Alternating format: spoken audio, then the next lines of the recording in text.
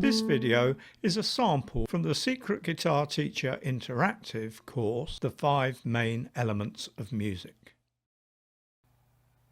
The 5 main elements of music. Element number 2, Scales. Section 2.3, Developing Improvising Skills.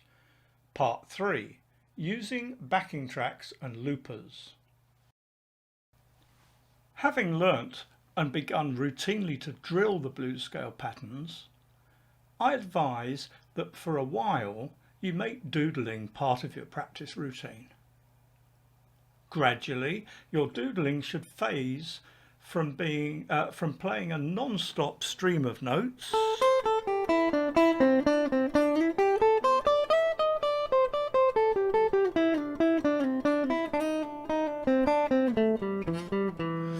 to playing separated phrases and licks.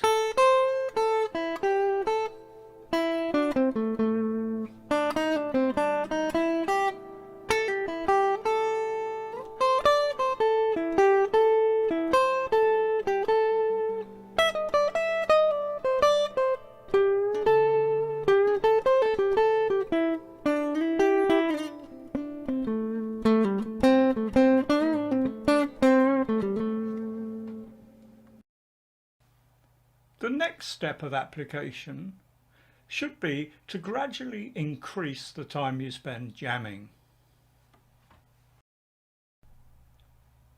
There are 3 approaches you can take to jamming. If you're lucky enough to have other musicians available, especially someone willing to lay down a simple solid rhythm for you, either on bass, rhythm guitar or keyboards, then that is ideal. Live jamming is both fun and extremely valuable to your development as a musician. But in my experience, such a situation is fairly rare.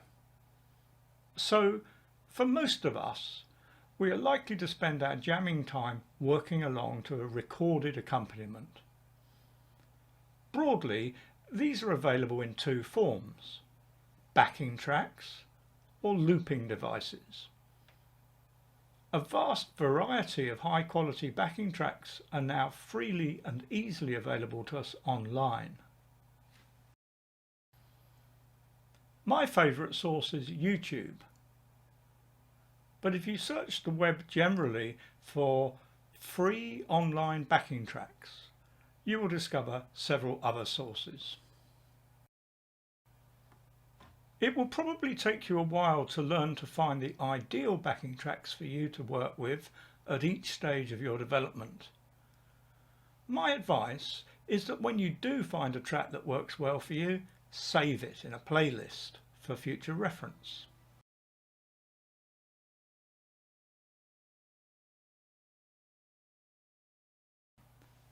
But this does raise the question: what type of music can I use the minor blues scales to play along to? I have made a PDF with a list of search strings likely to unearth backing tracks that you can use the minor blues scale to play along to. I've tried to arrange these in order from most easy to likely to be more difficult.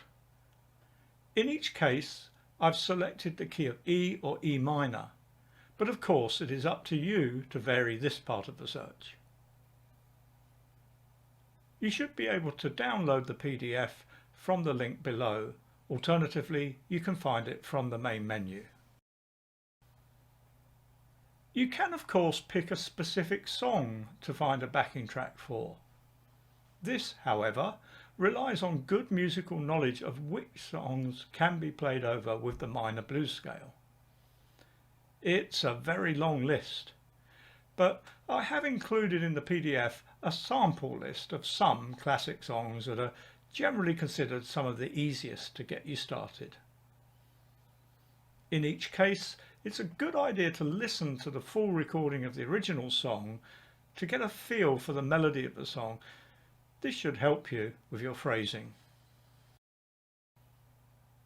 If you are already a reasonably good rhythm guitar player, bass guitar player or keyboards player, Then another option is to use a looper pedal. These come in a wide range of size and complexity. Here are some of the most popular.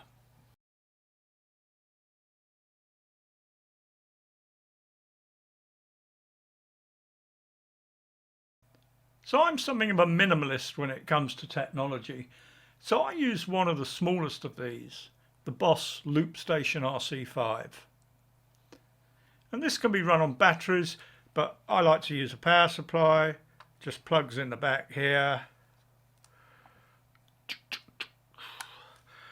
And then it's just a question of plugging a guitar in on one side, where it says input, and my amp in on the other side,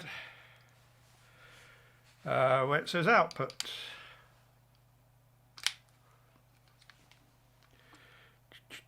Actually power on output, that's it. And plugging that amp in actually turns the power on. So now to record a loop, I just have to find a memory location I haven't used yet. So there we go, so it's got 99 locations, I've used 55 of them so far. Switched it on to number 56 there, plonk it on the floor, and pick up my guitar. And then really it's just a question of counting to 4 and stomping on it at as you start to play your loop. 1, 2, 3, 4.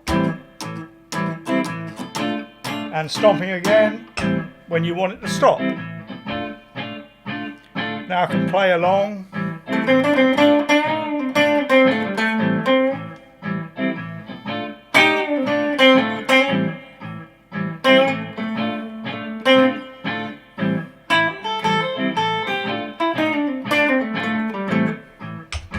And that will keep going until, well, for as long as I pay my electricity bill. And I can just carry on jamming over that to my heart's content.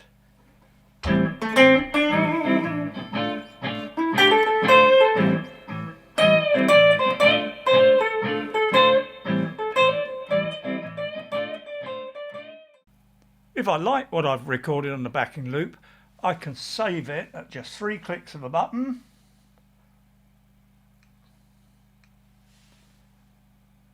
And there we go. That means I can now switch this off and it will still be there when I switch it back on again. I can also use this facility to save what I've played over the loop. So if I now want to record an extra layer, I just press the button twice.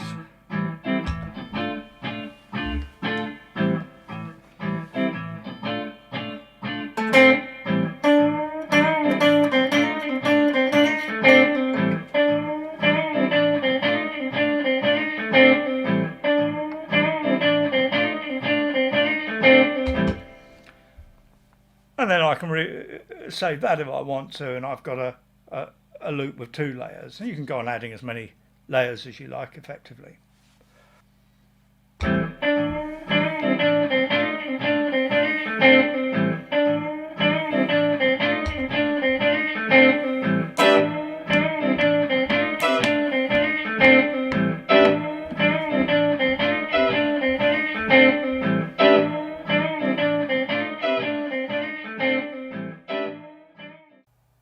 So I'm sure you can easily see what a useful gadget that is for the developing lead guitar player who's already learnt to play rhythm guitar.